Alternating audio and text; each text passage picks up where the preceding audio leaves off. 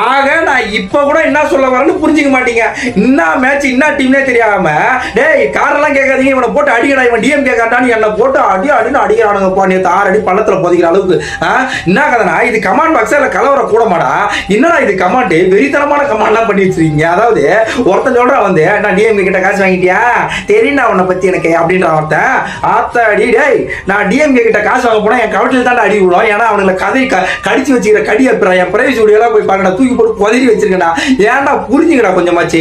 நேற்று ஒரு வீடியோ போடுறது என்னன்னா ஒரு 10 வயசு குழந்தைய ஒரு 2 தெருநாய்ங்க என்ன பண்ணானுங்க வன்கொடுமைக்கு ஆளாக்கி அந்த குழந்தை முகத்தை சிரிச்சு குளத்தோரமா தூக்கி போட்டு போயிட்டானுங்க. அதுக்கு நான் ஒரு குரல் கொடுத்துருந்தேன். எவ்வளோ தாங்கிறது அடுத்த 5 முன்னாடி 5 வருஷத்துல ஆண்டா பரம்பரை அண்டா பரம்பரை குண்டா பரம்பரை சொல்லிட்டு இருக்கானுங்களே இவனுக்கு என்னென்ன பண்ணானுங்கன்றது நமக்கு எல்லாருக்கும் தெரியும்.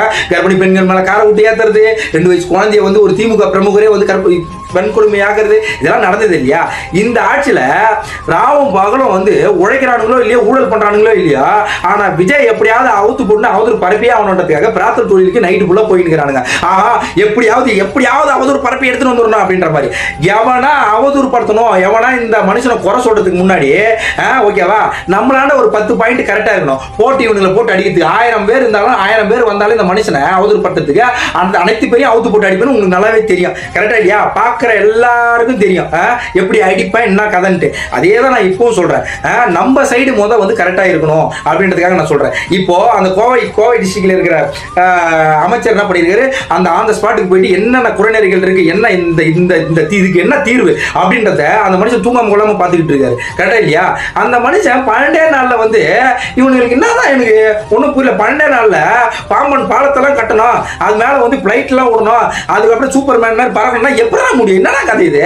அதாவது ஒன்னே ஒன்று சொல்றேங்க, நான் வந்து நேற்று கேட்டது சிஎம் ஜோசப் விஜய் அவர்கள் வந்து இதுக்கு பதில் சொல்லி ஆகணும், தாவேக்க வந்து இதுக்கு பதில் சொல்லி ஆகணுன்றதுக்கான ரீசன் என்னன்னா வழக்கம் போல அவனை அரெஸ்ட் பண்ணி போவீங்க, சும்மா 5 வருஷம் குண்டாட இடத்துல போடுவீங்க போக சட்டத்தில். அந்த 5 வருஷம் கேப்ல இங்க ஒரு 5 நாய்க்கு என்ன பண்ணுவது, ஒரு 5 குழந்தைகளை வந்து கடிச்சு கொதறி வைப்பானுங்க. இது இருக்கக்கூடாது. மக்கள் கிட்ட ஒண்ணு ஒப்படைங்க, இல்லைன்னா என்கவுண்டர் போடுங்க. ஒவ்வொருத்தரும் குண்டி நடுங்கணும், ஒவ்வொருத்தரும் ஒரு குழந்தைய தொடரணும்னா அப்படி ஒரு பயம் இருக்கணும், அவன் உயிர் பயத்தை காமிக்கணும், அப்படி ஒரு தண்டனையை கொண்டுவாங்கன்னு தான் நான் சொன்னேன் தவிர என் அண்ணன் அப்படி கொண்டு வருவாரு அப்படின்றத தான் சொன்னேன் தவிர உடனே வந்து இல்ல ஏன் ப்ரோ நீங்க அது எதுக்கு சிஎம்ஏ கேக்குறீங்க அப்படின்றீங்க.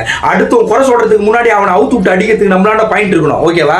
அந்த பாயிண்ட் இருக்கு, இல்லாமலாம் கிடையாது. அந்த 2 நாய்களை அடுத்த அந்த ஸ்பாட்டு அந்த மனுஷன் அரெஸ்ட் பண்ணி கை கால உடச்சு தூக்கி போய் போட்டிருக்காங்க. இப்போ வந்து கோர்ட்ல வந்து ஆஜர்படுத்துறதுக்காக பிளான் போயிட்டு இருக்கு. ஆனா இவங்க கோர்ட்ல ஆஜர்படுத்தக்கூடாது, மக்கள் கிட்ட விடுங்க, எங்க வெளியே நாங்க தீர்த்துக்கிறோம் சொன்னா கேட்க மாட்டீங்க. இவனும் புரிஞ்சுக்காம என்ன வந்து கடிக்கிறானுங்க. நான் என்ன பண்றது?